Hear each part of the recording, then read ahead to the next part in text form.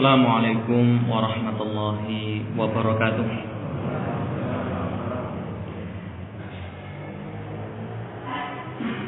Innal hamdalillah nahmaduhu wa nasta'inuhu wa nastaghfiruh wa na'udzu billahi min shururi anfusina wa sayyiati a'malina. Man yahdihillahu fala mudilla lahu wa man yudlil fala hadiya lahu. Wa asyhadu an la ilaha illallah wahdahu la syarika lah wa asyhadu anna Muhammadan abduhu wa rasuluh. Amma ba'du. Ikhwati fid din rahimani wa rahimakumullah. Alhamdulillah, kita bersyukur kepada Allah Subhanahu wa taala kembali berkesempatan melanjutkan pembahasan kita pada kitab Riyadhus Shalihin karya Al-Imam An-Nawawi Asy-Syafi'i rahimahullah taala. Salawat dan salam kita haturkan kepada beliau, panutan teladan kita, Rasulullah Muhammad sallallahu alaihi wa ala alihi wasallam. Kita masih pada bab yang sama, bab nafkah kepada keluarga. Masih ada satu hadis lagi di bab ini, hadis terakhir yang disebutkan oleh penulis rahimahullah. Hadis yang sahih riwayat Bukhari dari di tempat saya nggak ada keterangannya. Anin Nabi sallallahu alaihi wasallam. Dari siapa? Abu Hurairah juga. Berarti kemungkinan ini haknya kurang. Wa anhu anin Nabi sallallahu alaihi wasallam. Dan masih dari sahabat Abu Hurairah radhiyallahu anhu dari Nabi sallallahu alaihi wasallam. Beliau mengatakan, beliau bersabda, al-yaddul ulya khairun min yaddis sufla. Tangan di atas itu lebih baik daripada tangan di bawah. Artinya tangan yang memberi lebih baik daripada tangan yang menerima.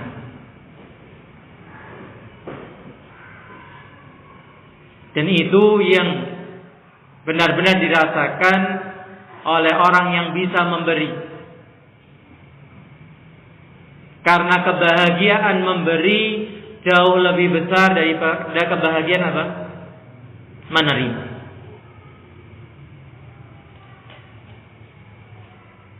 Dan silahkan dibuktikan. Mungkin pandangan banyak orang menganggap menerima itu apa? Menyenangkan. Iya, memang menerima itu menyenangkan. Tapi ada yang lebih baik, ada yang lebih menyenangkan, ada yang lebih menggembirakan apa? Memberi. Dan subhanallah, kalau kita cermati hadis ini, bagaimana Islam memotivasi kita untuk menjadi orang yang lebih utama.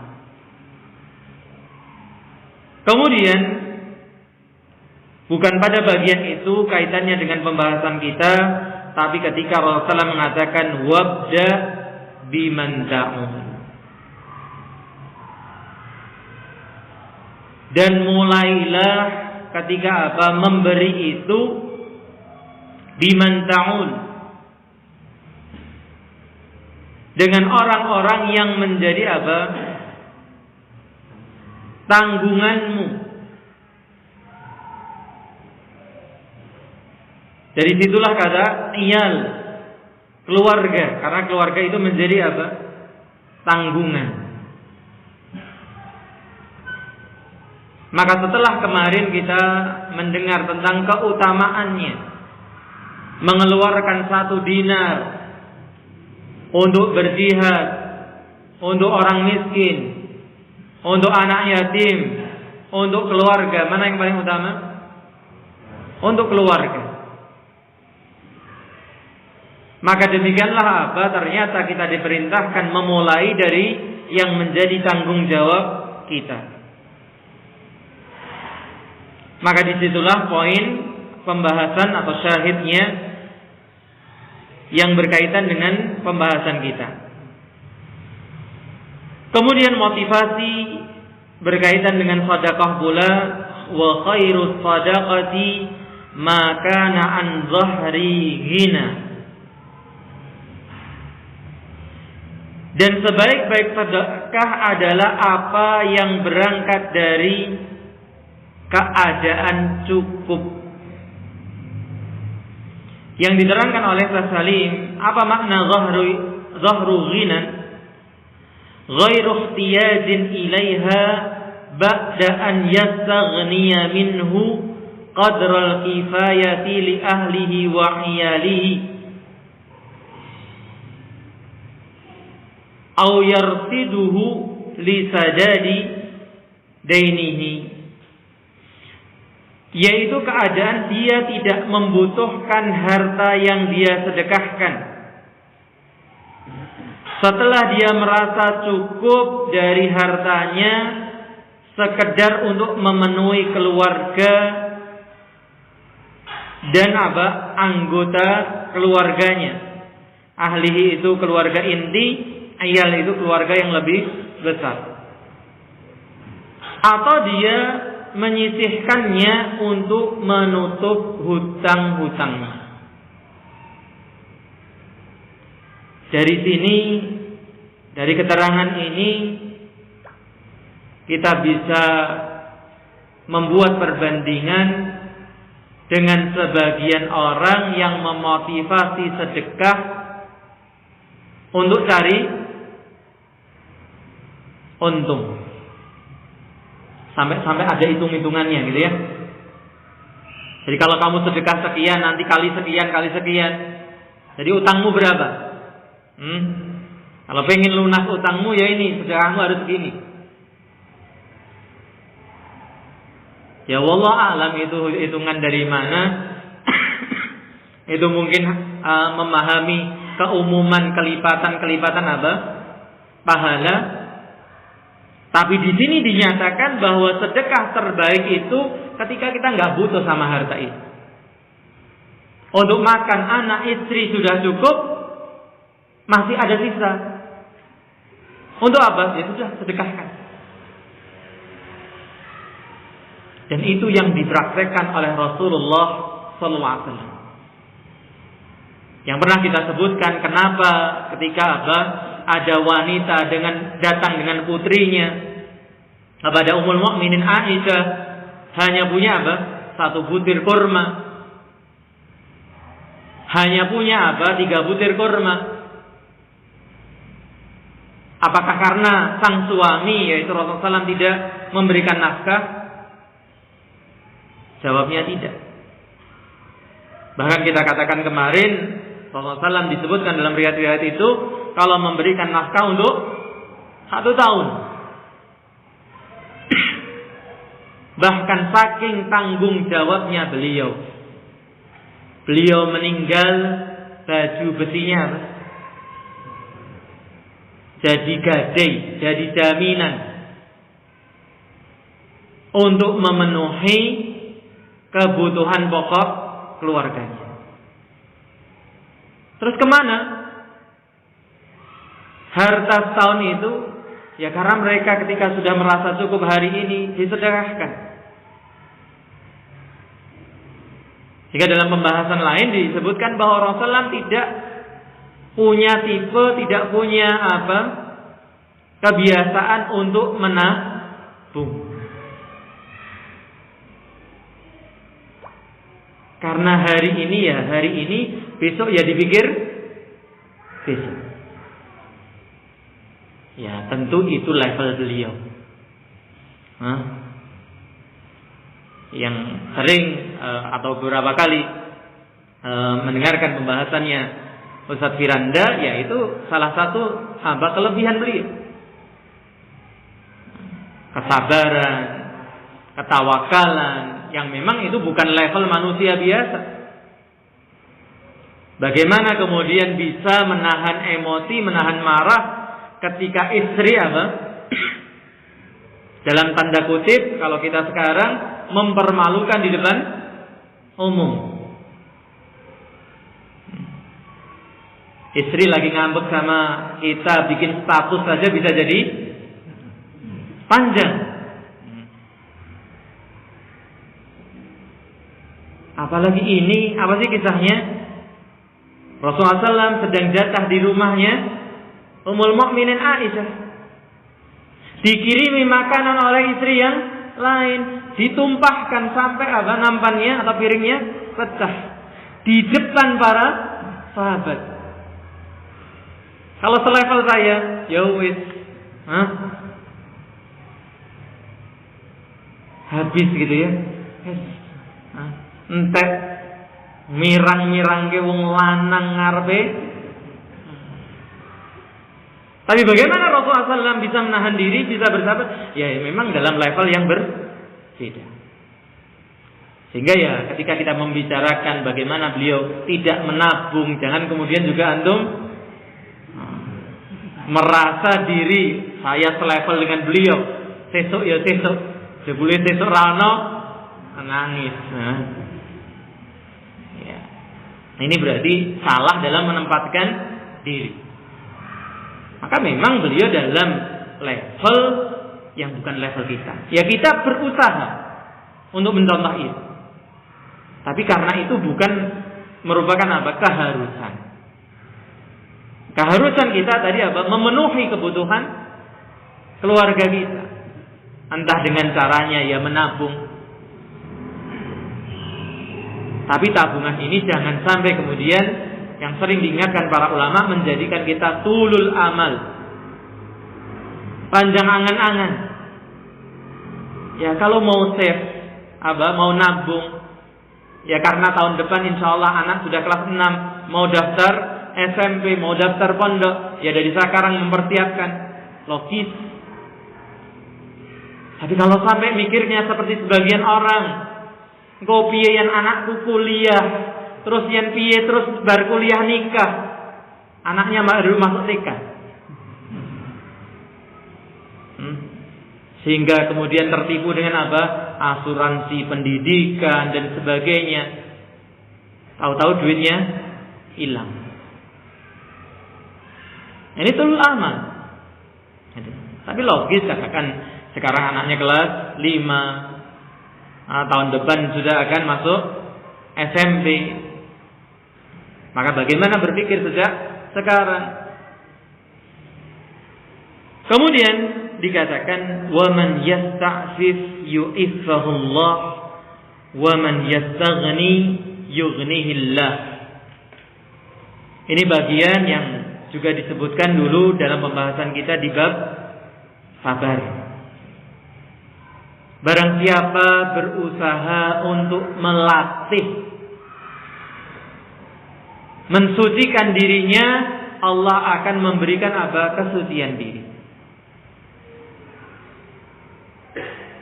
Dan kesucian diri ini dua macam, baik yang berkaitan dengan intern kita, pribadi kita, menjaga diri dari maksiat dan segala wasilahnya. Karena maksiatlah yang mengotori hati kita. Atau menjaga kehormatan diri, kesucian diri dari minta-minta kepada orang lain.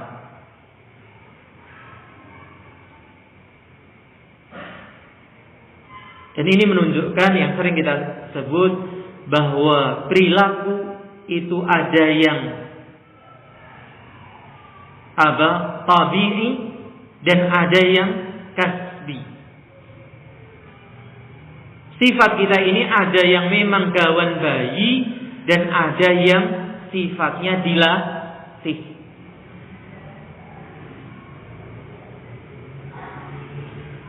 Saya kira mereka yang ada di lampu merah, yang hari Jumat keliling dari rumah ke rumah, kenapa mereka melakukan itu? Ya karena terbiasa, terlatih. Awalnya mungkin malu, sampai kemudian Allah cabut rasa malu itu dari mereka.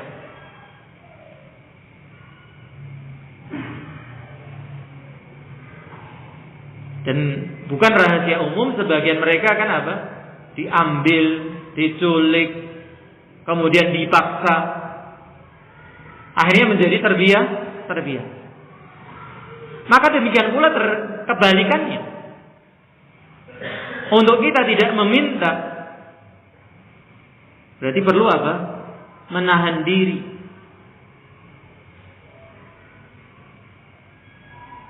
Dan bagaimana? Ini juga pernah kita bahas. Kita bisa menahan diri itu, wa man yastaghni yughnihillah. Barang siapa yang berusaha merasa cukup, Allah akan memberikan apa? Kecukupan.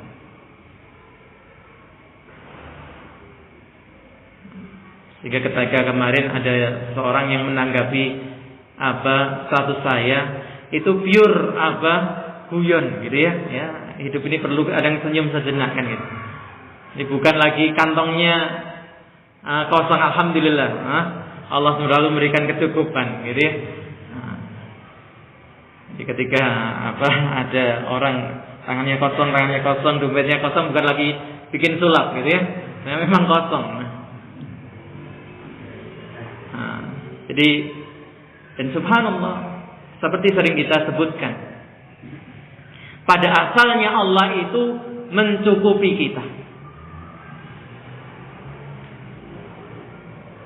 tapi bukan memenuhi setiap keinginan. Kalau dikatakan cukup, insya Allah apa yang Allah berikan itu cukup. Bahkan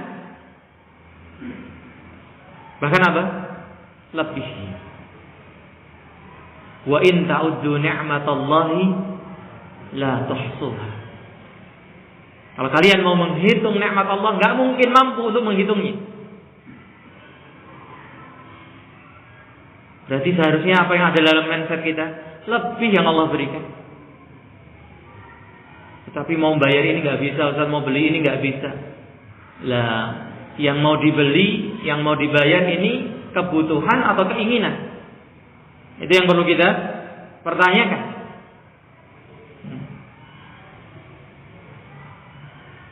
Kemudian bahkan sesuatu yang kadang kita butuhkan pun, ketika kita tidak mampu untuk membayarnya, membelinya, akan datang kecukupan dari arah, dari jalan yang kita tidak duga. Dan orang yang sudah menjalani kehidupan, apalagi sudah menjalani rumah tangga, punya anak, bisa merasakan yang seperti ini. Kapan? Ketika dia mengawali dari dirinya. Terlebih hal ini kalau kita kaitkan dengan hadis qudsi, ana inda dhanni 'abdi bi. Aku sesuai persangkaan hambaku terhadapku. Kalau kita sudah merasa cukup, ya Allah mencukupi. Karena cukup tidak cukup itu masalah apa tuh? Masalah. Ini yang sering kita sampaikan, kita contohkan sejak berdirinya KPK tahun berapa? 2002 sampai 2021. Berapa? 19 tahun. Adakah yang ditangkap KPK itu gajinya UMR? Atau di bawah UMR? Maka tanda tanya besar kan. Terus kenapa mereka korupsi?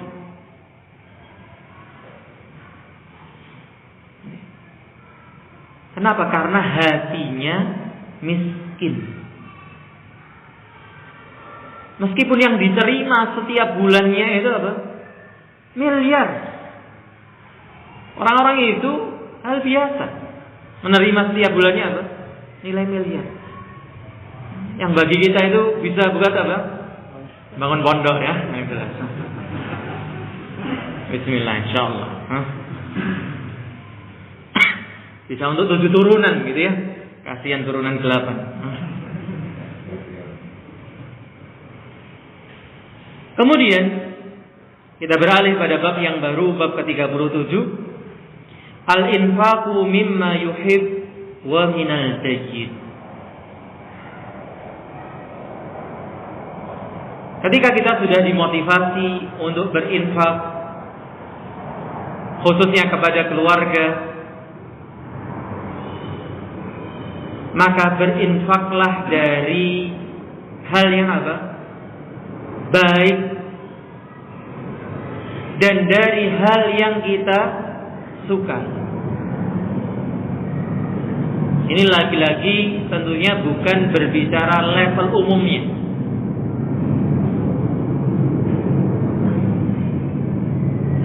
Karena kalau kita cermati hadis-hadis, pertanyaan-pertanyaan para sahabat, selalu pertanyaannya apa? Ayu a'mali afdal? Ayu a'mali khair? Amalan apakah yang paling utama? Amalan apakah yang terbaik? Demikian pula banyak hadis mengatakan khairukum khairukum khairukum. Khairukum man ta'allama al-Qur'ana wa 'allamahu. Khairun nasi anfa'uhum lin-nas. Khairukum khairukum li ahlihi. Ternyata menjadi seorang muslim bukan hanya menjadi seorang yang baik, bahkan didorong untuk menjadi level yang lebih baik. Karena kalau orang himmahnya, tekadnya, keinginannya menjadi terbaik, meleset-melesetnya jadi apa? Baik.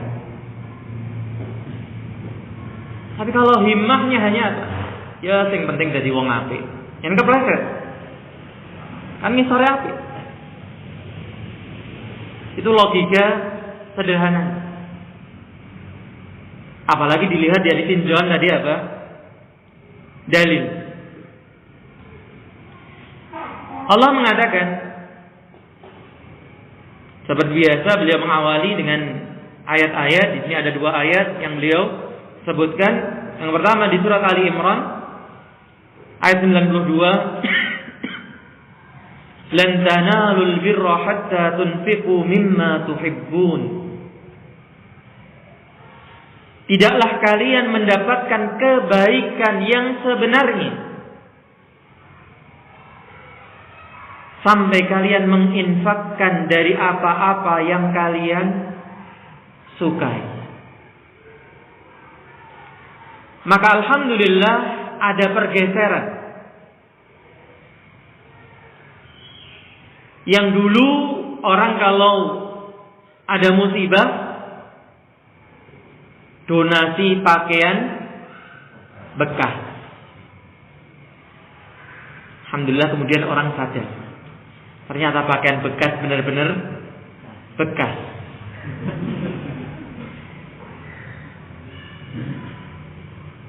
Yang mungkin bagi yang pernah terjun di daerah bencana hanya jadi apa? Sampah. Hanya nambah-nambahi beban. Karena kemudian apa? Memang sebagiannya nggak layak pakai. Kemudian hal itu disadari, kemudian dirubah. Donasi pakaian layak pakai. Sebagian sudah berani sekarang apa? Donasi pakaian baru. Ini memang seharusnya demikian. Mendonasikan, meninfakkan sesuatu itu bukan yang kemudian kita sudah meliriknya saja, tidak. Jadi kemudian kita baru sedekahkan tidak. Tapi dari sesuatu yang memang kita sebenarnya masih menyukai, masih layak kita gunakan. Kemudian apa? Ada orang yang butuh. Dan di rumah alhamdulillah kita rata-rata di rumah ada berapa setel? Saya yakin 5 setel lebih. Dan itu bisa digunakan ringgo gitu ya. Garing dinggo kan gitu.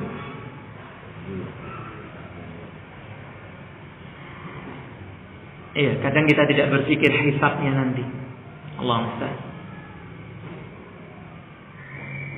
Betapa banyak baju di rumah itu yang kemudian sebenarnya masih bisa digunakan orang lain, hanya tergantung karena kita sedang suka dengan satu baju itu kadang ya habis disetrika pakai lagi.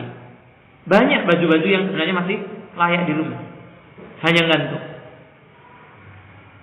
Gimana nanti hisabnya? Allah musta'an. Semoga Allah mudahkan hisab kita. Kalau para sahabat dulu selevel seorang gubernur, pakaiannya hanya sebulan sekali dia cuci demi cuci baju. Allah musta'an. Allah juga mengatakan di surat Al-Baqarah 267, Ya ayyuhalladzina amanu anfiqu min thayyibati ma kasabtum. Wahai orang-orang yang beriman, berinfaklah dari perkara-perkara yang baik, apa yang kalian hasilkan, apa yang kalian dapatkan. Wa mimma akhrajna lakum minal ardi, dan dari apa-apa yang kami keluarkan bagi kalian dari bumi. Yang pertama adalah hasil kerja. Yang kedua hasil pertanian. Maka yang bekerja keluarkan sedekahnya dari hasil kerja yang baik, yang halal. Nanti kita akan baca hadis-hadisnya. Pun demikian yang bercocok tanam. Jangan sampai bersedekah itu dengan prinsip, nggak tahu di sini ada nggak sebutan itu, saya beberapa kali sebutkan, timun wungkuk jogo imbu. Tahu istilah itu? Generasi saya ke atas tahu ya. Mas Toto nggak tahu ya, berarti beda generasi ya. Anda perhatikan orang jualan timun itu, yang jelek-jelek, yang wungkuk, yang bengkok itu disendirikan. Harganya kalau dibeli memang lebih murah, gitu. Tapi selain harganya lebih murah, biasanya ini untuk membuat marem yang beli. Oh ini kita tak imbui, karena harganya murah. Maka jangan bersedekah kelihatan sedekah kresek, isinya timun wungkuk.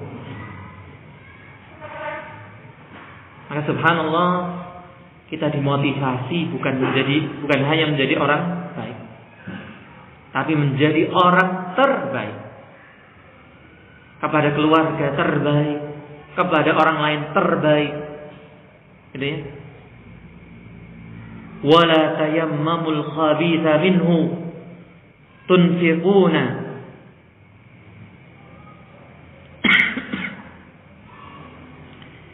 Apa itu kelanjutan ayatnya? Itu ada terpotong ini.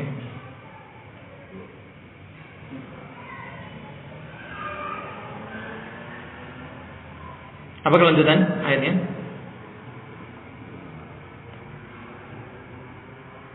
Dua ratus 68.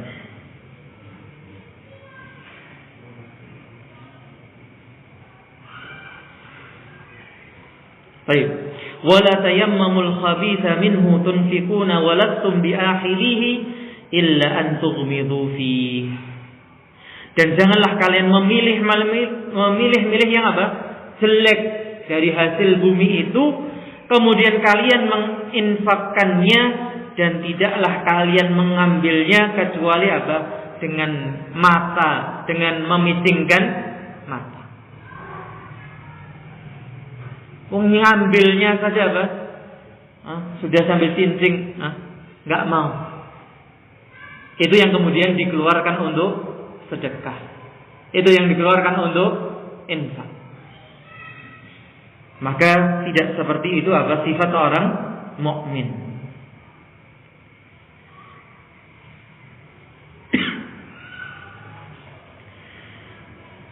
Kita baca satu hadis yang disebutkan di sini, yaitu kisahnya Abu Talhah. Siapa Abu Talhah ini? Sudah pernah ketemu Abu Talha belum? Oh, belum ya. Enggak, maksudnya dalam pembahasan kita.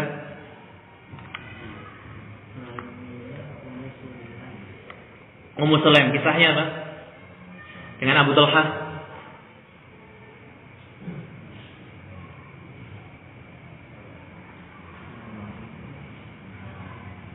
Di bab apa? Anak yang meninggal. Anaknya Abu Talha sakit, ditinggal pergi sama Abu Talha. Pulang-pulang sudah meninggal, tapi Ummu Sulaim, Masya Allah, merahasiakannya. Maka suami pulang apa? Seperti yang dikatakan Ustaz Syafiq, para ibu-ibu, kalau suami pulang itu jangan ditanya dari mana, tapi tanyakan mau apa. Makanya laki-laki itu pada betah di warung. Kenapa? Karena datang langsung ditanya mau apa. Ya. Kopi, nopo susu, maam nopo. Coba ya, ibu-ibu itu marketingnya seperti marketing warung. Dia kan marketing pengadilan gitu ya. Dari mana? Iya. Kisahnya Abu Talha. Maka Ummu Sulaim mengatakan ketika ditanya, bagaimana kabar anak? Sudah tenang.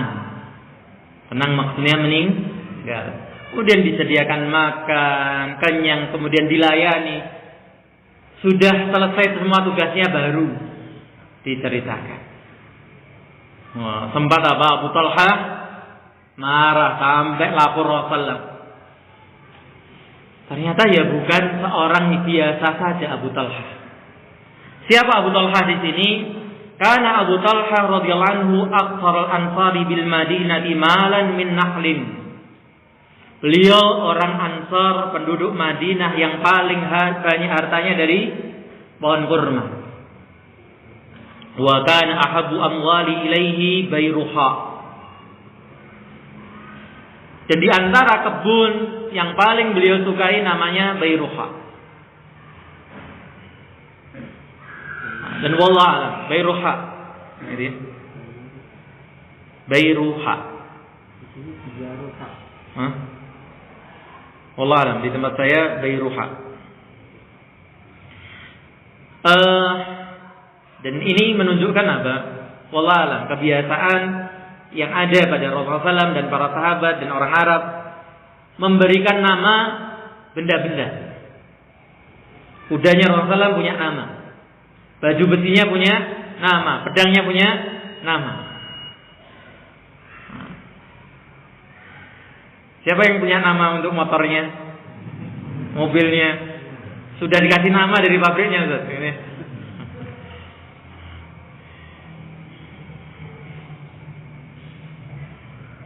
Gimana, kita lanjut atau baca berikutnya?